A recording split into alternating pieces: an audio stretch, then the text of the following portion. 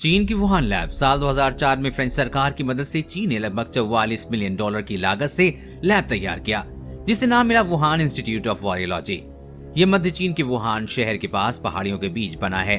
इसे तैयार करते हुए सुरक्षा के कई मानकों का ध्यान रखा गया, जैसे ये 7 मैग्नीट्यूड तक भूकंप के झटके भी आराम से झेल सकता है।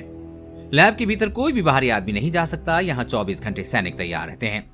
कड़े पहरे के बीच से कोई भीतर कैंपस तक चला भी जाए तो भी अंदर इतने लेवल हैं कि लैब के अंदर जाना मुमकिन नहीं है।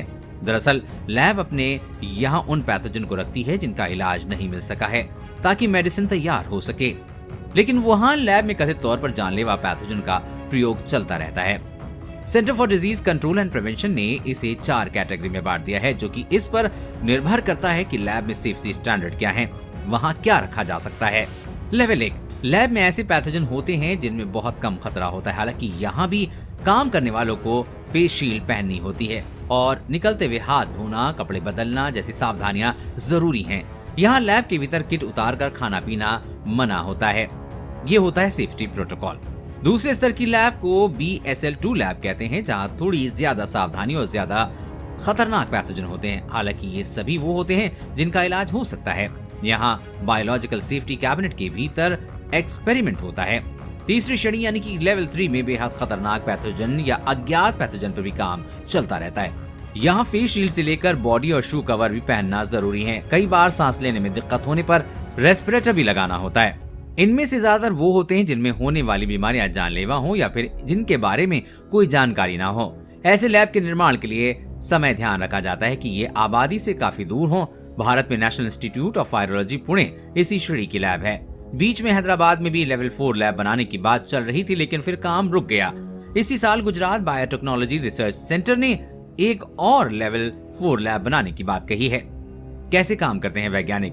लेवल 4 लैब में सेफ्टी प्रोटोकॉल गजब के होते हैं। यहाँ हवा और पानी के आने का सिस्टम भी अलग होता है, ताकि अगर कभी कोई हादसा हो भी तो आबादी तक उसका असर न पहुँचे।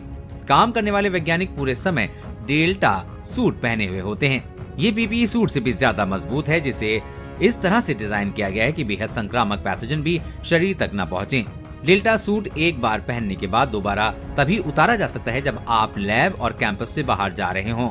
सांस लेने के लिए इसमें एयर सप्लाई सिस्टम होता है, जो एक तरह का ऑक्सीजन मास्क ही होता है।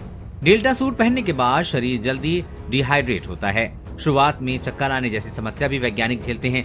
यही वजह है कि लैब 4 में आने से पहले उन्हें एक तरह की ट्रेनिंग दी जाती है, ताकि ऐसे माहौल में काम कर सकें। लैब से बाहर निकलने के बाद डिकंटेमिनेशन प्रोसेस होता है, जिसके तहत खास केमिकल बाथ लेना होता है। इस दौरान पूरे शरीर पर माइक्रोकेम प्लस डिटर्जेंट छिड़का जाता है। ये साबुन का ही एक रूप है जो प्रोटीन के लेयर में छिपे वायरस को खत्म कर देता है। 6 मिनट तक मिलने वाले इस बात के दौरान बाथरूम का दरवाजा लॉक रहता है, जो टाइम पूरा होने के बाद ही खुलता है। लेवल 4 लैब के भीतर जाना भी वैज्ञानिकों के लिए किसी चुनौती से कम नहीं है। अंदर जाने से पहले पूरे कपड़े हटाने होते हैं, यहाँ तक कि कानों में बालियां या कॉन्टैक्ट लेंस भी नहीं पहन सकते हैं। कोरोना वायरस और कोरोना वैक्सीन से जुड़ी हर अपडेट पाने के लिए चैनल को सब्सक्राइब करें।